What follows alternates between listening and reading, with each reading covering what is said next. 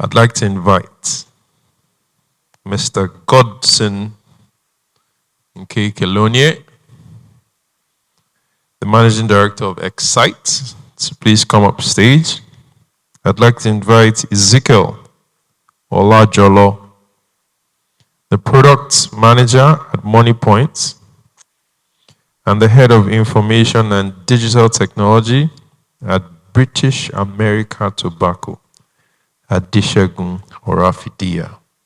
Which one are you? You look like MoneyPoint. Doesn't it look like MoneyPoint? The hair, the shoe, they look it. The Head of Information Technology and Digital Technology at British America Tobacco. Where are you? You are British America Tobacco. What do people need information technology for in smoking cigar? No, British America Tobacco. I just need to light. I'll find out soon. And the last but not the least is, it's just three. Sorry, the moderator, Mr. Mark Willem, MD, Mark W. and Co. Please put your hands together for him.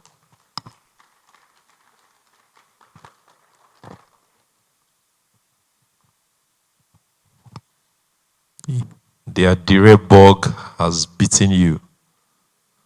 Thank you. Your time starts now. Please, you can shoot. You have a microphone? Good. This panel is about the data, the technology behind what we're talking about. So these are experts of using the data and bringing it forward. So it's lovely to have the finance, it's lovely to have the marketing and sales people, but without the guys in the engine room, it can't happen. And in the past, the guys in the engine room were ignored. So we're very happy that today we have a voice. So thank you very much. I will kick off with Adeshegun. Question for you. How can FMCGs leverage hybrid marketplace models like Jumia and Omnibiz to serve both urban and last-mile consumers profitably in West Africa? Okay, so you didn't tell me I was going to get the first question. Yeah. Sorry?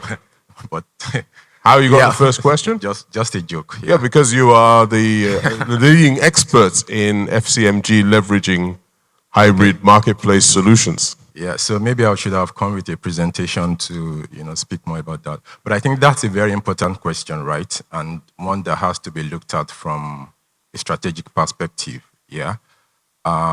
So let's go to the basics. Why do businesses exist, right?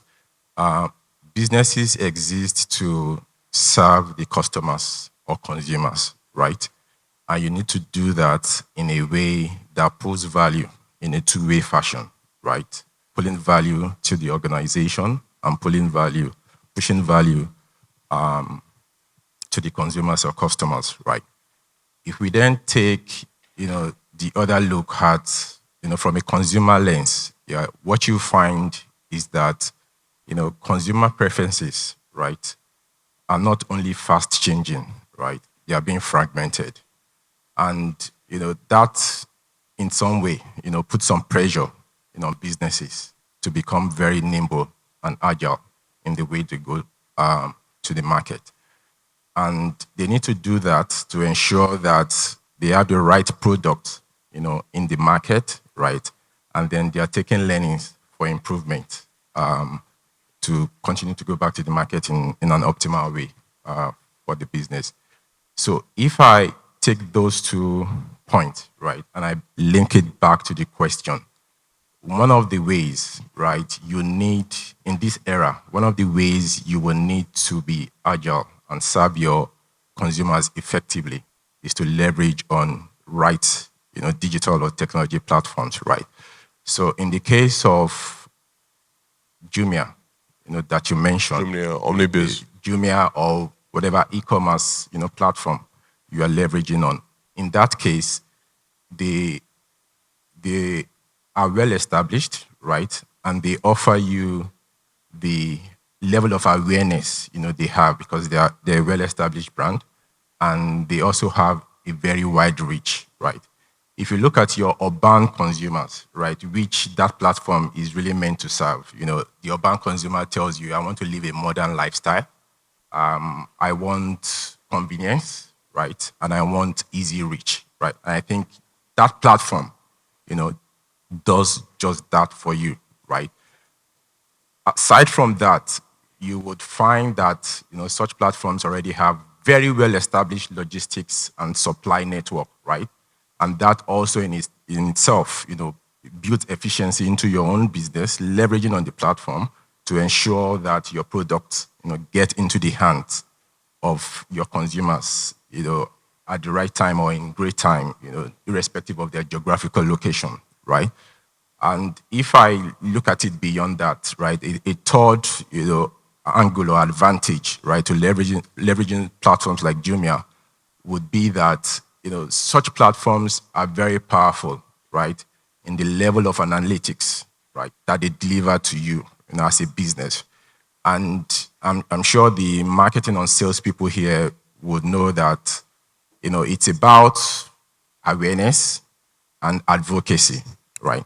How much of your awareness are you able to translate to advocacy, right? Would be what matters, to ensure that your business remains sustainable, right? So the analytics, helps you to have visibility of what is happening in terms of the consumer journey, right from where they get aware of your products through the platforms and how they are navigating, right? So if a consumer, for example, is aware and is not being acquired and not asking questions, and that does not translate into a purchase action, which eventually should lead to advocacy, you can really take a dissection of what is happening between those steps, right? Because your objective, would be to drive conversion optimally, as much as possible, right? You want to get your advocacy close to your awareness as much as possible, right? So that's about, the e-commerce platforms. If we take it to the last mile consumers, which is not the so formal sector, right? And I think, right, that we have quite a huge chunk, of our consumers locked up in that space. And businesses that really will want to thrive, right, will need to tap into that space, to keep their business going. So I think it's equally important to drive excellence, in terms of your trade execution, right? Platforms like Omnibiz that you mentioned, provide you with capabilities to, drive excellence at retail. You understand, the dynamics, right? For example, you have insight about competition intelligence. You can drive your sales and invoice. If there's an out of stock, you can know in real time, and all that in itself really gives you, the intelligence through that capability to be able to manage, more effectively and serve the last mile consumers very, very well in such a way that it turns to commercial advantage for you. So if I look at it all together, right, I think one thing that is very important is about the data and analytics, that you get from there, which can even help you become more effective. Someone likened, running businesses in this age, and time to, flying a plane, right? Pilots need an accurate compass, to fly to destination. So in this modern age, in the digital era, in this day of agility, you will be flying blind if you're not driving your business with the right level of data and analytics. And I think such platforms like the e-commerce platforms and the B2B2C platform, of Omnibiz really helps you to become more effective. You can sharpen your execution. You can shape your marketing investment strategies to become more effective. You can drive more consumer focus, through the insights that you get, and all that, helps you to achieve, commercial advantage and the profitability that you will want as an organization. Thank you. So it's very much a winning situation, win all the way using such models. Absolutely. Fantastic. Absolutely. That's great. Okay. Ezekiel, you're up next. Okay. Which last mile delivery innovations, such as crowdsourcing, logistics, and fleets, are most scalable in congested cities like Lagos or Accra? Accra is not that congested, really, when you compare it to Lagos. Yeah. Thank you for having me. I hope I tried not to look too much like a tech guy. It took me like 2 days to think of what to wear. You look very good, don't worry. Thank you so much. I tried. So I'm going to start from where my honorable panelist stopped. And understanding the logistics frameworks, you need to take a step back and pick it from where it stopped from, which is from the e-commerce play. I spent 5 years at Alezo. Obviously a competition to Omnibiz.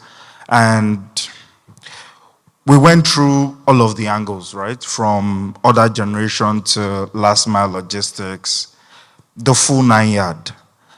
And understanding the difference between e-commerce play and proper manufacturing, like the BATs, Nestles, Unilevers of this world, makes you understand why e-commerce organizations like Omnibiz, Alezo, treat distribution in a different way. So if you're looking at logistics as a composite, you need to understand how they actually reach their customer. A proper manufacturing organization looks at the distributors that they have. The bigger ones have the maximum of, let's say, 200, 300, right? That they ship to. Then they also have wholesalers. Those ones are in the thousands, right? But majorly they connect wholesalers to those distributors. And then the type of distribution that majorly happens are with the longer trucks. There's the VSR channel that they support distributors and wholesalers with. But again, it's more structured, right? With the e-commerce play, the likes of Omnibiz and Alezo, right? And that's where also data comes into play. These organizations focus on 4 primary things: convenience, reliability, pricing, and ability to distribute to retailers. So what that means is your number of deliveries in a day is super high if you want to reach more customers. You're trying to beat what the average distributor will do, which is retailer, come to my store, right? My big warehouse, pick it up, pay me in bulk, and move on, right? I am trying to tell that retailer to stay in our shop. I will bring it to her, right? That's what the likes of, Omnibiz and Alezo are doing. Now, based on these 4 principles, you are trying to deliver smaller basket orders. Average order size of 70 to 100,000. Now with, prices of stock going up, is reaching 150K.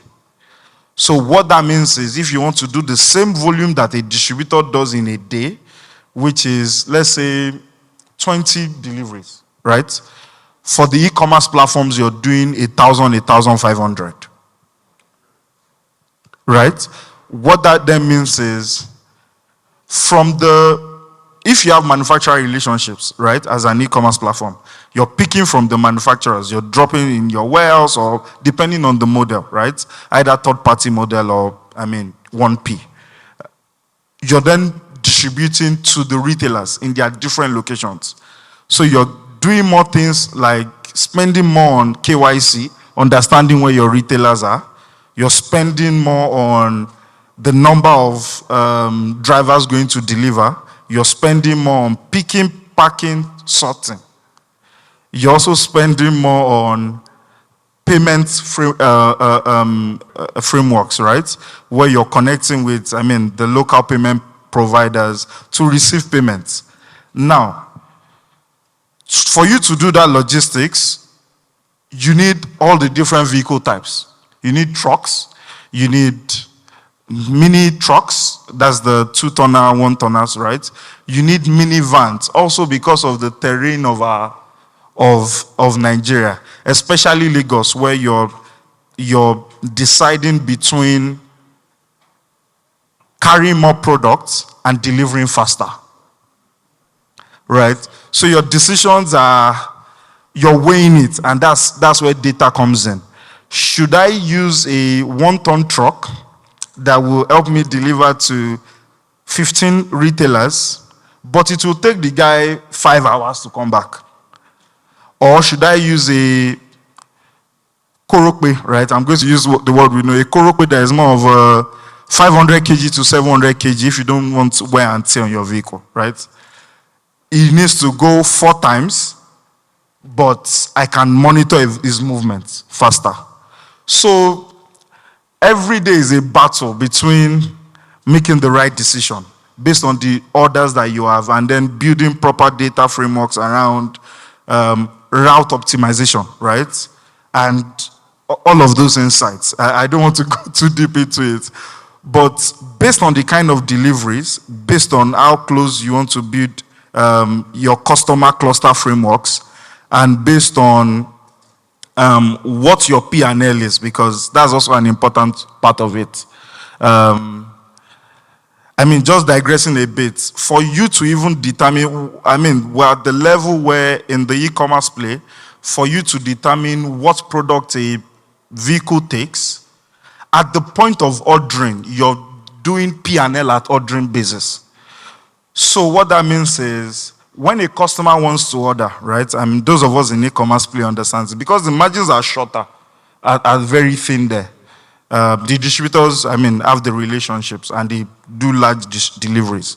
But at the e-commerce level, you're also buying from distributors because the manufacturer relationships are tedious to get, right? So what that means is a retailer comes on your platform and says they want to order 50 packs of water. That would take a 500 kg van, right? The margin on water on the total value is, let's say, less than 3,000 naira.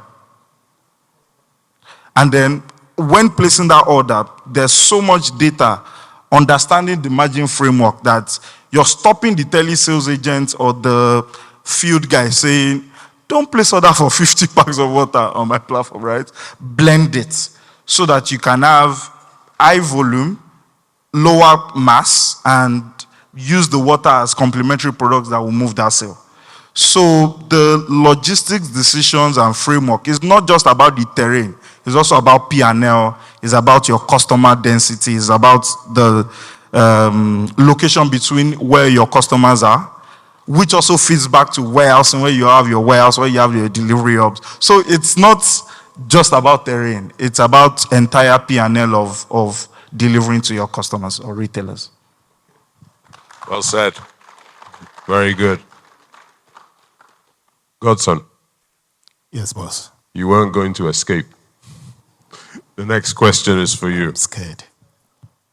In route to market systems, where field teams juggle multiple apps and retailers often provide inaccurate sales data, what are the most effective ways to enforce data hygiene without creating extra work for an already overburdened frontline teams? Okay. Good afternoon, everyone. As much as that sounds like something flying over my head, I would attempt to answer it. Data hygiene is something very important, especially in this industry. If I take CPG, where you have typical characteristics of low margin, high volume, short shelf life, right? To your point, when I hear people, the Alazos and the Omnibis, I think you're a finance company. Forgive me. You are in the distribution business, but the play is finance. And that's the only way I begin to see you as having the opportunity to scale, which is fine, right? So this industry is already reading with very low margin, and and short shelf life and high logistic costs, so many touch points. So data hygiene is important. It's not just getting the data hygiene, but getting it at the right time. So I have a guiding rule for every business that we work for. It's what do you know about your business? How quickly do you know it? And what do you do with what you know? That's absolutely what determines who wins or loses in the long term. How quickly are you able to adapt to the evolving marketplace, consumer dynamics is important. So then above all this is the data hygiene. So if you have a 95% accurate data, right, how much dependence do you want to give to that data? As against when you have a 65% accuracy in a data point.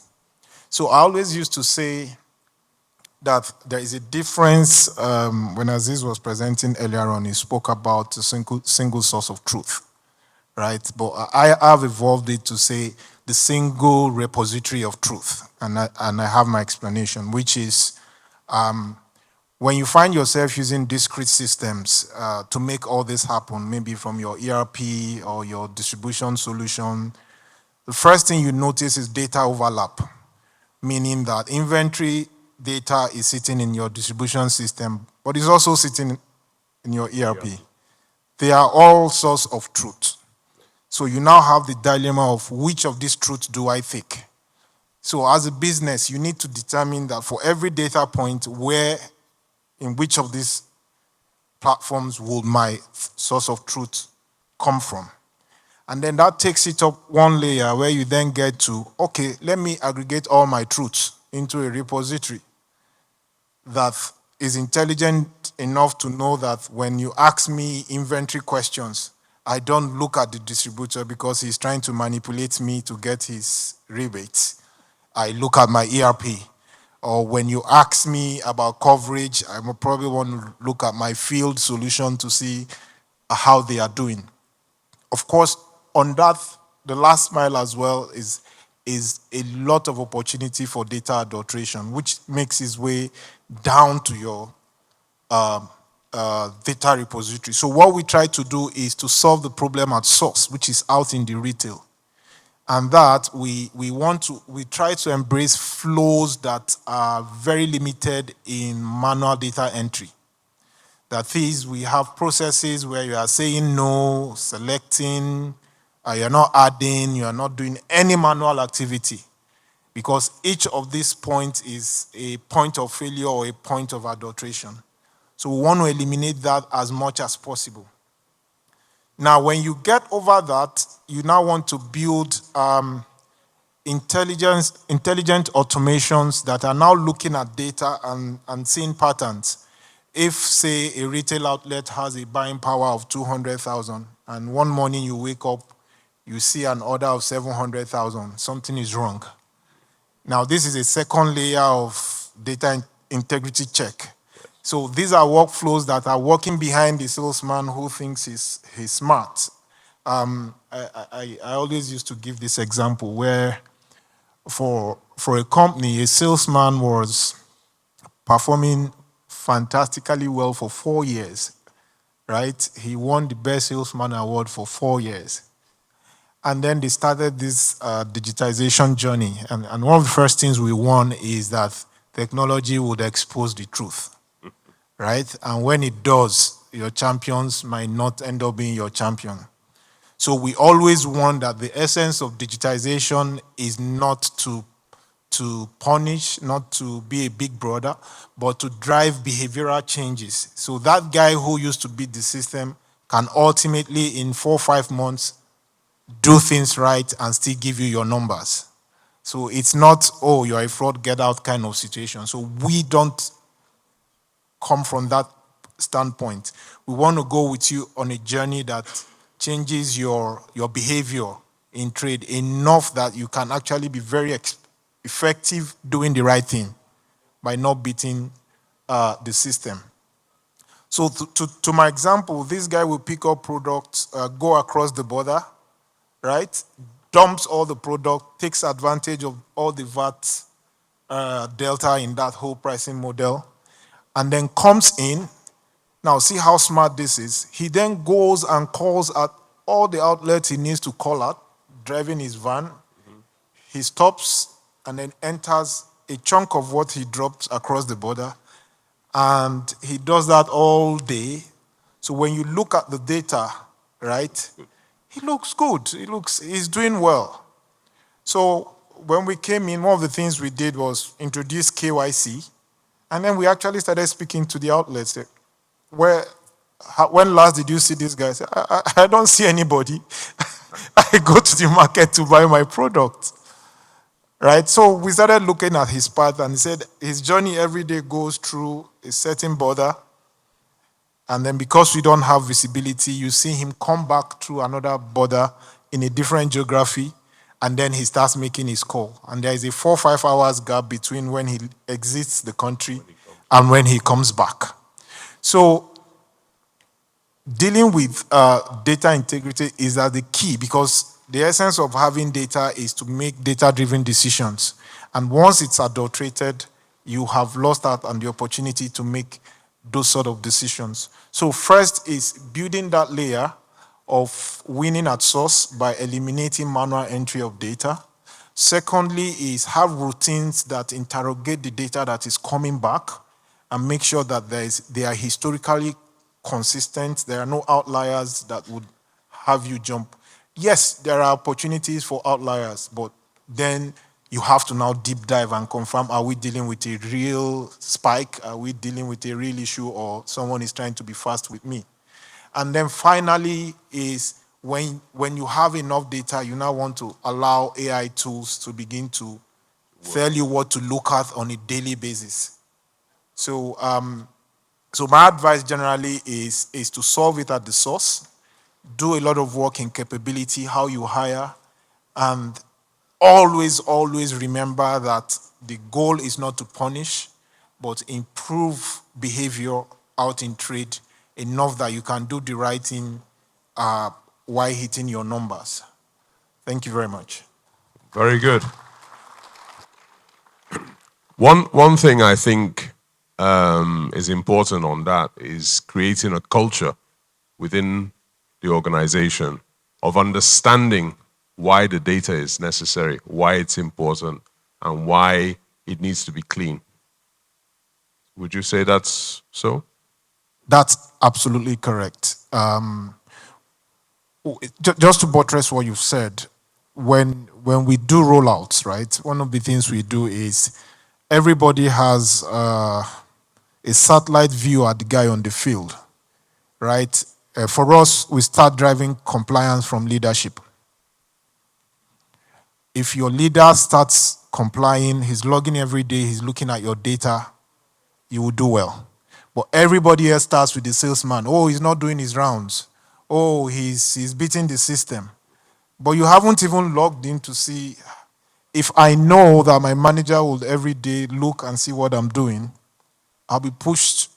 That in itself is preventive in nature. So we don't start compliance with the guys in the field. We start from the back office. Yes. What are you expecting in your data? How often are you checking? And how is it influencing your decision?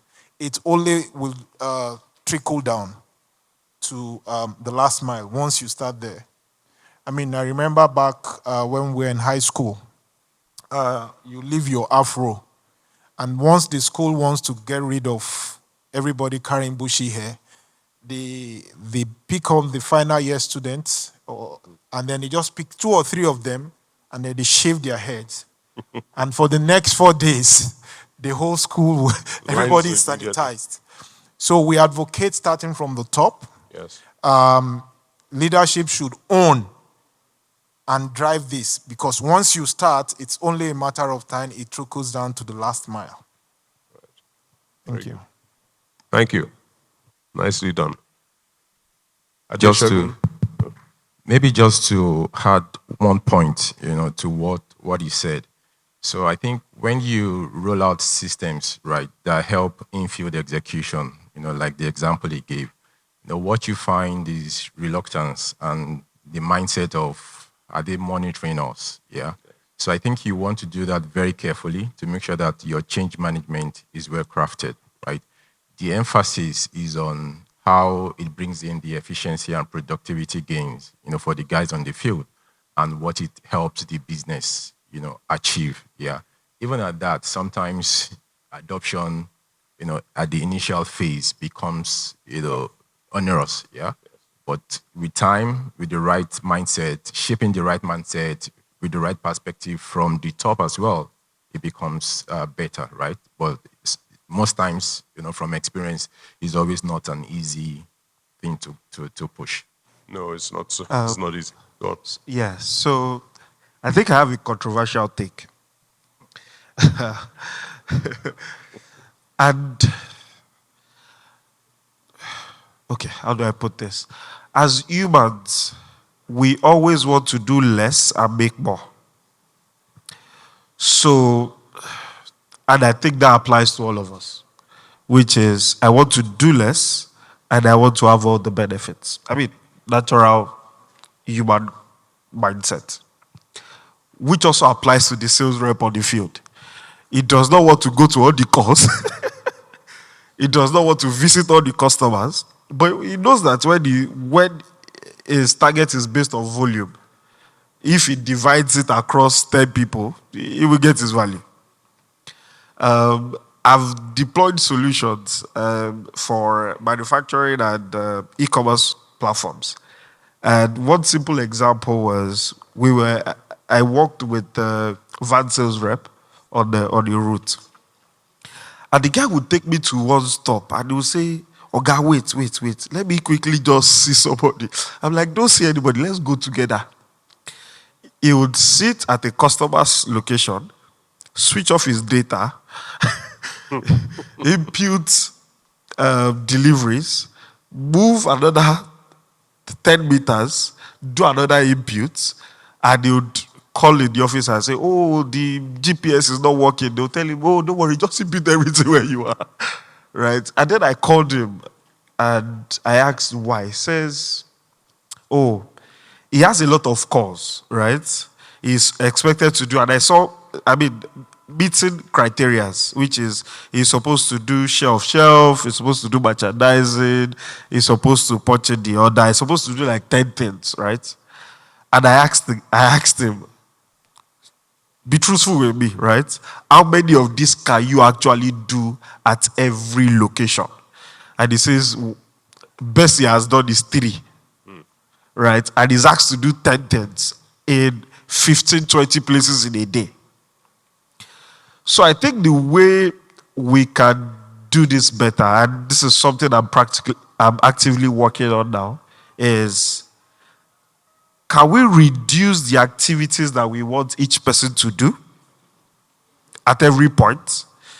Simple example is you want a van sales rep to give you competitor price, and he should also take order. Naturally, they would place the order, go to another checkout, and impute competitor products and prices, right? Is there a way where, as he's placing the order, he can also, there's an interaction between the distributor, retailer, or wholesaler as he's taking the orders? Can he have, and this is where technology comes in, understanding the user and all of this framework. Can we reduce the 10 steps he's supposed to do into 3 or 5? Yes. Can we use AI better? I don't want to mention that. I know one of the partners that Excite works with, they've built an AI model that can actually quickly do shelf, right? It might not be 100%. The model is still being trained. But can we reduce the load and make realistic effort to make our field teams more productive? And one thing that I've seen worked in organizations that have scaled large distribution team is that performance and money making is side by side. For every action, there's an equal or opposite reaction, and it is real time. So for every order I take, so if I'm asked to do shelf calculation for a store, I'm asked to take an order, and I'm asked to do, basic other things. For every of that interaction I do, on my performance framework, I see the money allocated to it as I am seeing the metrics. So I know that if I do the right thing, I can calculate because I mean, average van sales rep, we know how much they earn, right? So for every interaction, I know how much I'm making. So I will go the further mile when revenues are associated with my performance. Thank you. Very, very interesting. I find that sometimes there's a disconnect between what management are looking for and what is actually attainable in the field. So would you say that that is what you're talking about there? A disconnect between what is expected and what is achievable? I wouldn't say disconnect. I would say there just needs to be more boots on the ground.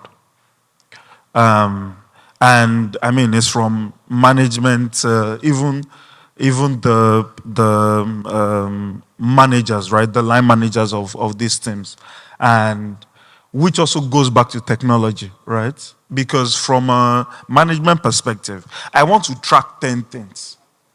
The way I mean, product head or product design or the technology partner in the organization sees it is different. On my data side, right, I can build propensity model. I can build models that outline all of those your 10 variables on your dashboard. But when I'm presenting it to the field team, it is 3 or 4. Yes. Right? So I think there needs to be, especially from, and I wouldn't say management, I would say technology people in these organizations need to be more on the field. And I mean, that's where people like myself find very interesting. I want to understand what's going in the mind of the van sales rep and the distributor and the retailer and understand what their problems are and meet management expectation while solving their problems. Yes, if that's you very allow powerful. me, if you allow me to buttress that point a little bit here, I think it's not a disconnect, like you said, but it's a delicate balance that needs to be made. Yeah. When a sales guy goes on the field and is expected to perform the call, right? There is some strategic intent behind those steps that needs to be performed and the data to be captured and the level of visibility of what's going on in those outlets, for the guys in the office or on the other side to see and be able to make a decision about the dynamics in the market. And where the balance comes in is, on the one side, how much of these steps or these processes are critical, to what we want to see and what can we trade off, right? On the other side is the introduction of technology to make things more efficient. I've seen AI tools used in managing planograms. You just take a picture, it then tells you your shelf, competition and stuff like that. So I think it's a balance between what is critical and how much of efficiency and productivity gains we can give to the sales guy to be able to perform efficiently. Because at the end of the day, the business needs the information and the excellence in execution to be able to continue to run the business and be profitable at the end of the day. Very, very true. Very true. I love the point Ezekiel made about having the tech people go on the field trips. I think it's very important that the people designing the systems and running the systems understand what goes on day to day, because then they can actually see what is achievable or not. Yeah, absolutely. Because as tech people, you have to realize that the innovation you are trying to bring, right? It happens where the work happens, right? Innovation doesn't sit in your workspace or the screen, that you're writing codes on and things like that. So working the work with the guys on the field, really helps you understand what they face, how they do it, And from there, you get your own ideas of how to make things, even better. So I would say it would not only at rollout points for technology platforms, but even post rollout, you need to have a regular schedule, go on the field, see how things are going, see the challenges they are facing, and then you are able to, enable them, to even perform more. That's my view on that. Yeah. Yes. And also to empathize with the salesmen and understand what they face. So yes, very good. Okay. So moving on, Adeshogun, back to you again. What's the role of AI-powered dynamic pricing tools in balancing competitiveness and margins on digital platforms? Okay. AI is the buzzword right now. Yeah, and arguably you can say that AI is one of the biggest things within tech, within the tech space for now, right? Yeah, but for me, I'm really not a fan of AI just for the sake of AI, so that we can prove that we know technology more than the guys in Silicon Valley, right? I'm not up for that. But I mean, when you apply technology intelligently, right, to gain strategic advantage, yeah, I think that's where the meat of the conversation and the value is, right? So AI in dynamic pricing, right? I think it's a legitimate cheat sheet, how I'll call it, because it offers you the opportunity to remain competitive, right? And then you are adjusting your prices based on market dynamics. And I think businesses that are leveraging that, right, are really very smart. Yeah, because at the end of the day, like Godson. Gus said, it's every business is about the P&L, your profit and loss. No matter what you do, technology, sales, and you want to see the numbers coming top line and bottom line. And I think this is one very great, leverage for businesses to adjust to market dynamics. You know what your competition is doing. You are able to get as much for yourself as much as you can at every point in time, while not pricing yourself out of market, right? While also monitoring what your competition is doing, and as such, you are also able to remain relevant. And in some cases, it helps you prevent the price war, right? That can happen, within certain industry spaces, right? So I think for me, overall, it really is a smart way, right, to sell in the market, right? Being dynamic and also helping you to maximize your margins in the market. So on that though, I'd like to put in, are there any caveats to using AI? Caveat is a great word. It's one of those dictionary fillers. It means warnings. Yes, and I think that's a big topic, right? And there are conversations all around, for and against the use of AI and how you can use it, where you can use it. And for this particular dynamic pricing, for example, I've seen arguments to say that, businesses should know what their margins or their optimal margins should be before taking their products into market, because you know what your cost of production, and cost of sales are or would be before you take your product. So just price, in a way that is optimal and treat everyone, equally. I've seen that, school of thought, right? But I think that, as much as possible, businesses should try to, I'm a proponent of that, just try to stay within, the fairness game, as long as it's not an illegitimate thing to do, right? Do it and optimize, as much as you can. And you can argue for and against, right? But again, that's why we have governance to make sure that technology is well regulated. But until that, I think I would still go very much for dynamic pricing, leveraging AI technology. Okay. Very good. Thank you very much. Let me, Godson. to support that second question, it's like you hit him below the belt. So he wants to say so much without saying so much. But yeah, I understand where you sit. But it's important that we, specifically in the supply chain space, understand where AI is going. And this is the truth particularly for this industry. I'm particularly not a fan of sprinkling technology in what you do if there's no value driven, right? For the market that we serve, where there's a lot of moving members, right? The journey to AI is probably further down the road because there are some investments. First, you invest in data acquiring solutions, right? That is just aggregating data. And then next, you invest in maybe analytical tools that help you make sense of that data. And that is only when you begin to get ready for AI. So the question is, look internally, where are you in this journey? So you don't want to go from where I don't have data and you are exploring AI. You're just fooling yourself, right? But let's even assume you've got it all figured out and you have your data. AI only eats data. Unfortunately, reality requires more than data.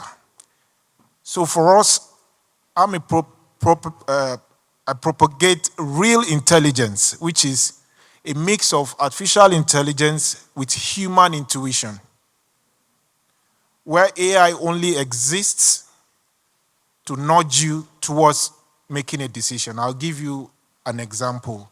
If I ask AI today, project my revenue for the next 90 days. First, AI doesn't know there is going to be a layer in 2 weeks. But I do. And it's not in my data. The government will only announce 2 days to that event. So how reliable is AI? Right? AI cannot read the mood of the outlet I'm walking into to say if this guy is angry. I mean, I used to say to some brands, you want a distributor is in the business of deploying his capital. So every day he wakes up, he asks himself, of all these brands that I carry, who should I give my money to and why? Now, the feedback to that is dynamic. It can be driven by anything, rebate or existing orders and all. How much of that do you know? How much of his own cash flow do you know? We've seen scenarios where outlets are better, they buy better in the evening, but your route says the salesman should call there at 9 a.m. or 10 a.m. and he's not liquid at that time. He's liquid at 4. How are you using that data? It's not available in your data set. So the goal is, yes, to the extent possible, explore AI, but do not forget to add human intuition, which is even better, to now produce what we call real intelligence. Thank you.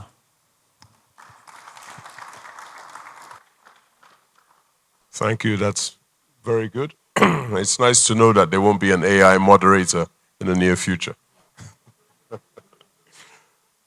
Right, so Ezekiel, over to you now. How can real-time tracking tools reduce the approximate 40% product leakage rates in West African supply chains? Okay. So the question is multifaceted. We're talking about inventory. We're also talking about sales loss. And how can we build real-time models to solve that? So I think, again, maybe let me borrow a piece of the AI discussion, right? Presently, we're in a world and age where a lot of our activities, right, require input. So what I mean by that is, let us look at order taking, right? Order taking requires someone, going to a distributor or wholesaler or retailer and says, Bobby, what do you want to buy? Right? It gets the information, imputes it.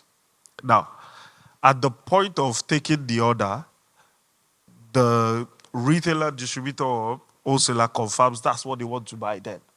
But again, from his point, it's either she doesn't have cash, the mood can change when the products are brought, or something just happens. Now, what I have confirmed and what I have to deliver are two separate things entirely. Right?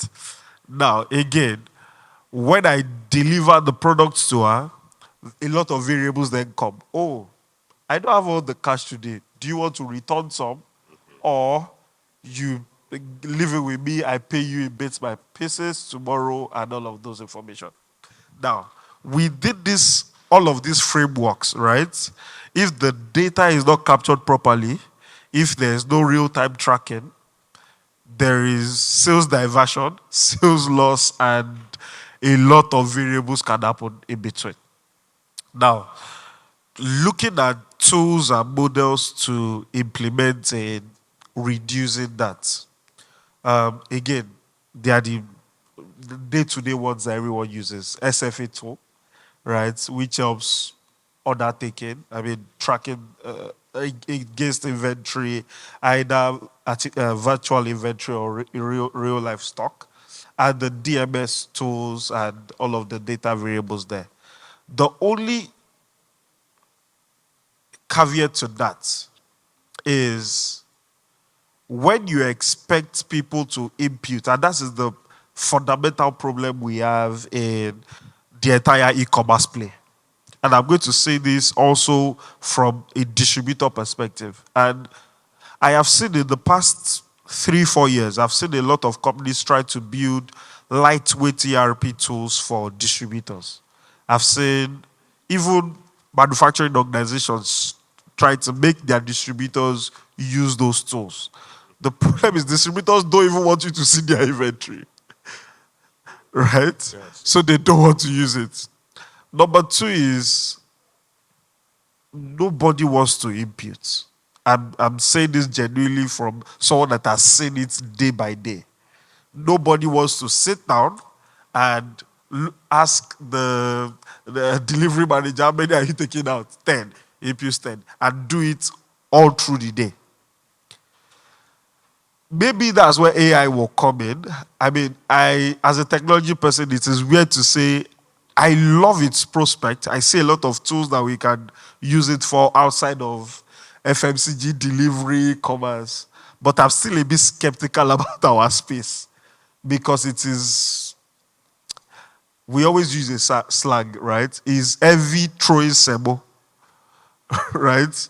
It is boots on the ground. It is manual. Until we find a way to take away all of the manual points of interaction.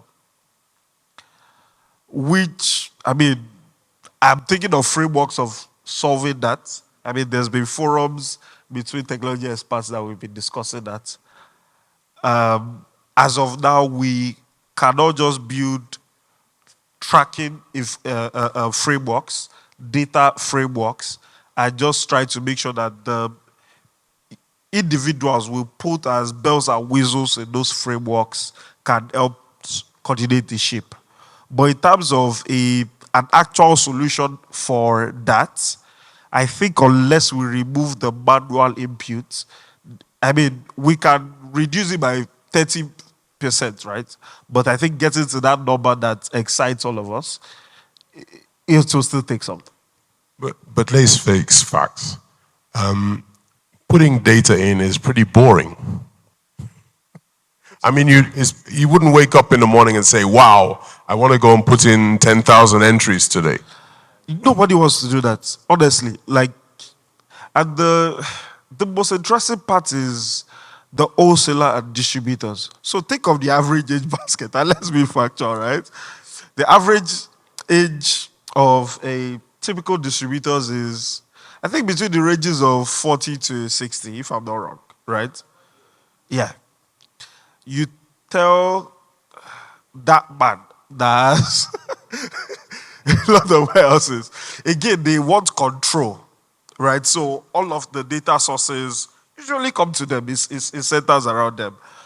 They have operations managers and managers, but they usually don't give them that access.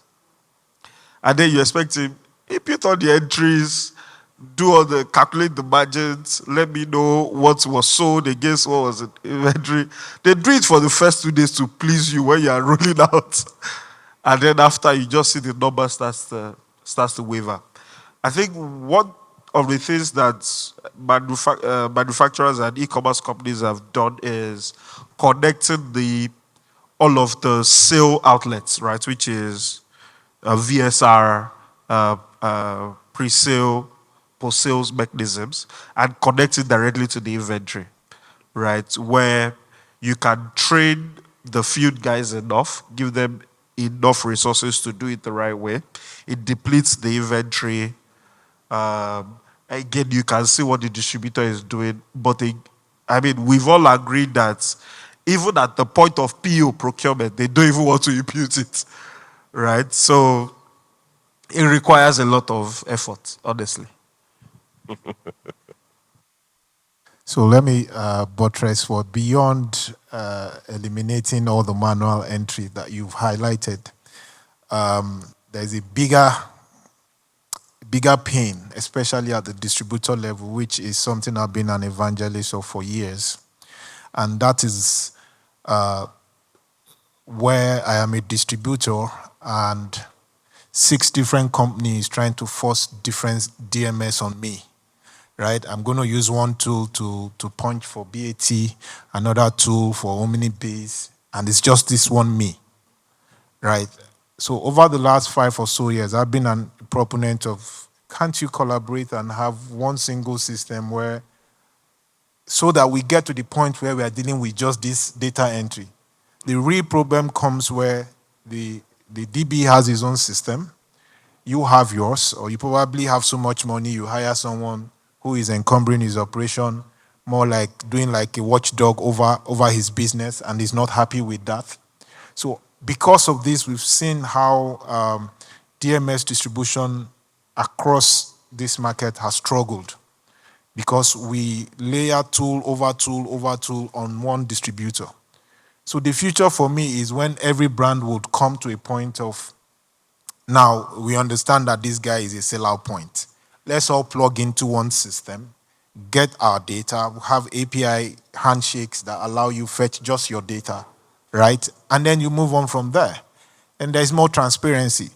But what we have today is every business is buying different tools and trying to force it down. And that's the single point of failure. So we have to solve that first, and then we get to the people problem. I should switch on the side of the moderator. And the question to you will be do you think, I mean, from your experience, Don't ask me.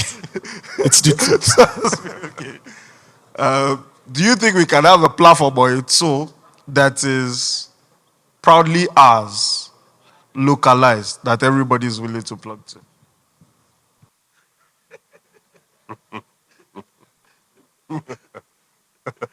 I'll pass that to my panelists.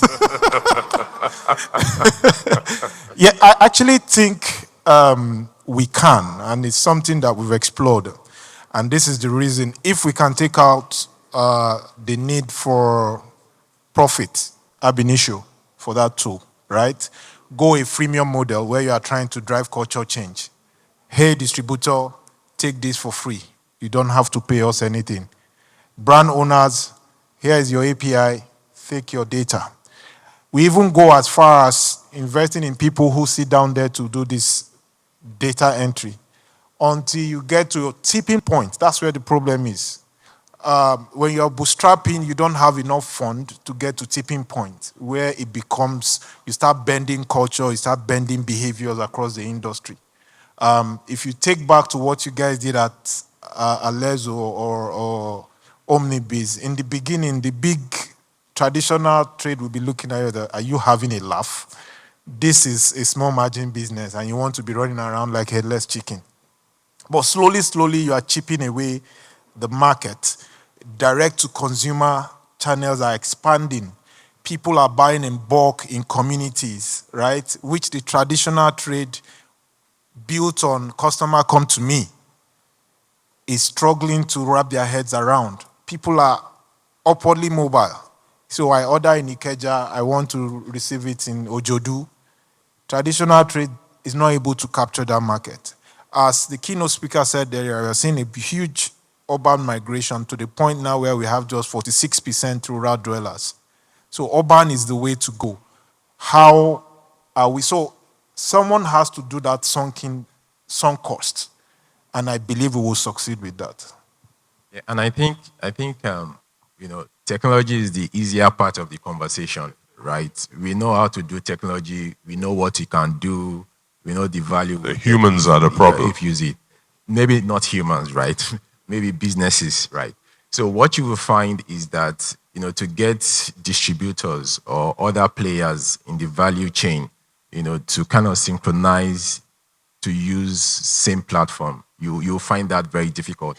I still don't know how to solve that problem because what you see is each player or players along the chain, right? They are looking for how to control their own businesses without giving too much out to the other party, on the chain. So I think that's one problem we'd all have to sit together and see how to solve. So if you say human, maybe, but more of trying to protect their businesses. I think it's because we're all naturally scared when we go into business that whatever we do, tomorrow someone is going to steal the idea. So imagine putting all my data in one place and my competitor is putting it in there. Even if he can't access it, I will never believe it. I will always believe there's some mago going on there. And he just has to make a little bit more market share. Say, you see, it's this thing. So maybe we then look at the kind of structure that we have in the financial world. So maybe vote for something like a NIBS. NIBS, right? The Yes, NIBS, I NIBS. mean, the government regulated entity that can do that. I mean, just thinking out loud. NIBS for FMCG. Perhaps. Okay, well, that concludes our session on technology. You've all been fantastic panelists. Thank you very much.